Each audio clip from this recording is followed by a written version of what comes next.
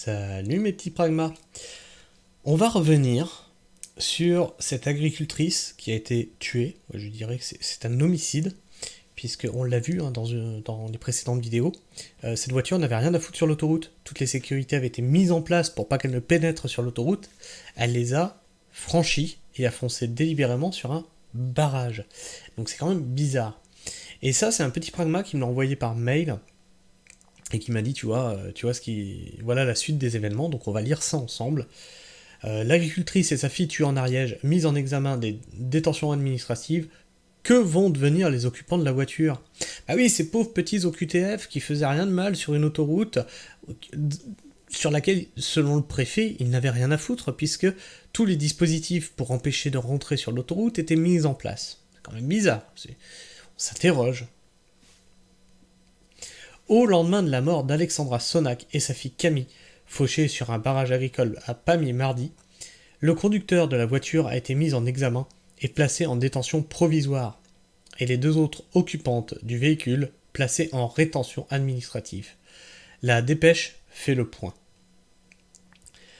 Après 36 heures de garde à vue au commissariat de Pamiers, le conducteur de la voiture qui a percuté une agricultrice et sa fille mardi sur un barrage agricole a été mis en examen mercredi 24 janvier et placé en détention provisoire.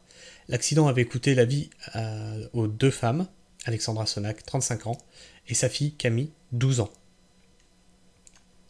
À lire aussi, on s'en fout, le conducteur mis en examen et placé en détention provisoire. À l'issue des investigations, le parquet de Foix a annoncé mercredi 24 janvier la mise en examen du conducteur de la voiture pour homicide involontaire aggravé. C'est tout à fait volontaire. Pourquoi vous mettez involontaire ?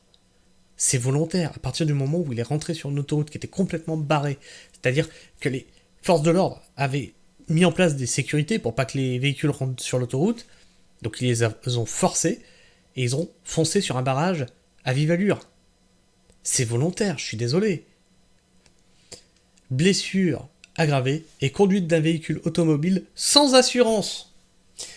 Et ce sont des personnes dans l'obligation de quitter le territoire français. Ils sont sous OQTF. L'homme, âgé de 44 ans, a été déféré au palais de justice en fin d'après-midi, mercredi, et placé en détention provisoire. Celui-ci a reconnu avoir contourné le dispositif exceptionnel de sécurité qui condamnait l'accès à l'autoroute nationale 20. Il a précisé ne pas s'être rendu compte à temps de la présence de la bâche noire qui recouvrait le mur de paille. Ça fait beaucoup là, hein. Tu sais que c'est barré, tu contournes et tu fonces, mais tu t'en es pas rendu compte, dis donc. C'est barré pourquoi d'après toi ?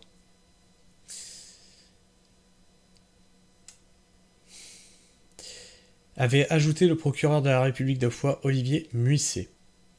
La détention provisoire correspond à l'emprisonnement d'une personne dont la culpabilité n'a pas encore été formellement établie, et donc qui n'a pas été encore jugée. Donc là c'est bien, parce qu'on te dit, attention, il ne faut pas présumer de sa culpabilité.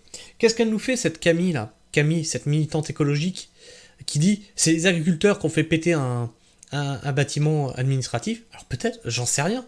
En tout cas, l'enquête n'a pas démarré, ça n'a pas été jugé, elle n'en sait rien, mais par contre c'est les agriculteurs tout de suite, c'est sûr. Pour elle, c'est sûr. Mais là, on a donc quelqu'un qui a foncé sur un barrage qu'on a sous la main, il y a 2 morts, mais par contre, attention, il n'est pas forcément coupable. Ce double standard, mais ça rend fou ce double standard, sérieux. Celle-ci peut être prononcée pour une durée limitée, puis être prolongée. 2 femmes en rétention administrative. Les 2 autres occupantes du véhicule non conductrice ont de leur côté été libérées, dans la mesure où aucune infraction à la loi pénale n'a été retenue à leur encontre, affirme le parquet. Il s'agit de la compagne du conducteur et d'une amie du couple. De nationalité arménienne et étant sous une obligation de quitter le territoire français, OQTF, prononcée en 2022. On est juste en 2024 là. En 2022 et 2023. Après avoir été déboutées de leur demande d'asile, elles font toutes 2 l'objet d'un placement dans un centre de rétention administrative en vue de leur éloignement du territoire national, précise le parquet. L'enquête se poursuit. Les investigations se poursuivront désormais dans le cadre d'une commission rogatoire sous le contrôle du juge d'instruction, conclut le parquet. Outre l'agricultrice et sa fille de 12 ans, le père de famille a été grièvement blessé lors de l'accident et est hospitalisé dans un état grave. C'est toute une famille qui a été fauchée. Et admettons que ce père de famille s'en sorte. Sa vie est détruite. Je parle même pas des séquelles physiques. Sa vie est détruite. Enfin bref. Dites-moi ce que vous pensez de tout ça là, dans les commentaires. N'hésitez pas à partager votre avis et vos opinions. N'hésitez pas à en discuter entre vous, dans le respect mutuel. Sinon, l'équipe de modération fera un petit peu de ménage parmi les petits pragmas. N'hésitez pas non plus à me laisser un like si vous aimez ce que je fais, ou un dislike si vous aimez pas, ou si ma personne vous débecte. N'hésitez surtout pas à vous servir de ces pouces, à défaut d'un commentaire, pour me signifier que vous avez aimé ou pas. Parce qu'on ne trouve pas forcément toujours quelque chose à dire, ça je le conçois. N'hésitez pas non plus à vous abonner à la chaîne si vous êtes encore là en fin de vidéo, et à activer la petite cloche, comme ça vous raterez aucune de mes sorties vidéo. Sur ce, moi je vous fais la bise, prenez soin du sol, et restez pragmatique. Ciao!